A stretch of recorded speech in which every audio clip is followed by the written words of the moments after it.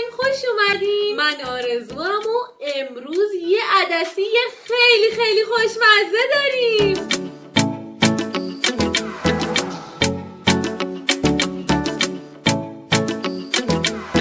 توی این هوای سرد یه روز صبح پنجره رو باز کنی و بری بشینی پشت پنجره، یه کاسه عدسی داغ بزنی تو رگ، خیلی خیلی کیف داره. پس بریم سراغش.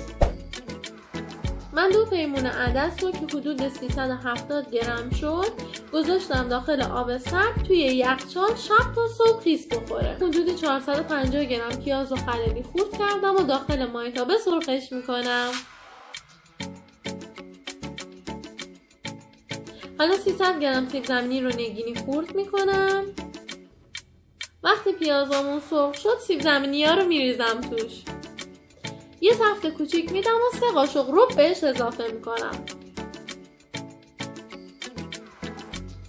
چند دقیقه میذاریم تا خوب سرخ بشه. مقدار پیاز و سیب زمینی و رب کاملا بستگی به خودتون داره. مثلا من چون دوست دارم پر پیاز باشه انقدر دارم پیاز میریزم. حالا قارچامون رو اسلایسی خورد میکنیم و به موادمون اضافه میکنیم. اگه میخواین قارچاتون زیاد آب نشه با ادویه تفتش بدین و آخر غذاتون بهش اضافه کنین. یکم که تفت خورد بهش ادویه میزنیم. زردچوبه، نمک، آویشن، دارچین، پودر سیب، فلفل قرمز و فلفل سیاه. یکم تفتشون میدیم و عدس‌ها رو بهش اضافه میکنیم.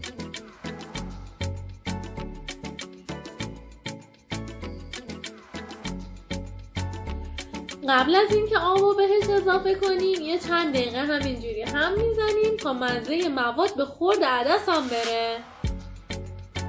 حالا آب رو بهش اضافه میکنیم. اینجا بهتره که از آب داغ استفاده کنین تا رنگ غذاتون نپره.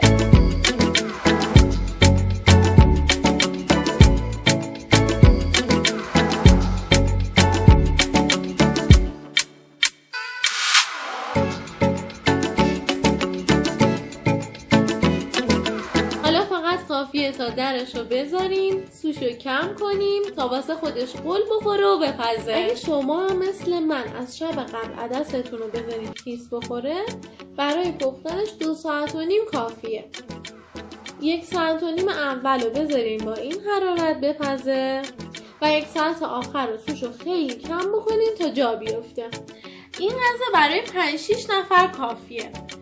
خوبی این غذا اینه که کاملا گیاهیه، گوشت و مرغ نداره، خیلی سریع و آسون درست میشه و خیلی خیلی خوشمزه است.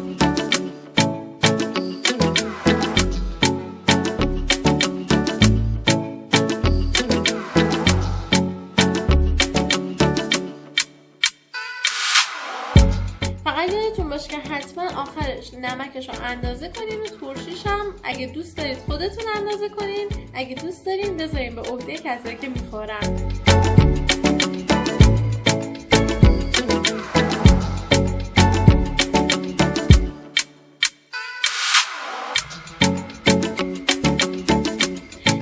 اگه میخواین که عدسی بهتون قشنگ بچسبه 2 تا نکته رو رعایت کنید. یکی این که حتما توی این کاسه ها بریزین و بخورین. یکی هم این که حتما اینجوری لیمون رو بچکونین توشو کیفش رو ببرین. این هوای سرد این عدسی با این عطر لیمون نگم براتون.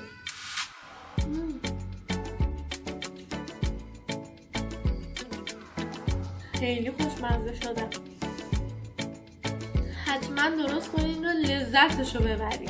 لطفا قبل از این که برین عدسیتون رو درست کنین، اگه دارین توی آپارات این ویدیو رو میبینین آرزو تایم رو دنبال کنین. اگه تو اینستاگرام دارین میبینین حتما فالوش کنین و اگه دارین توی یوتیوب میبینین سابسکرایب یادتون نره.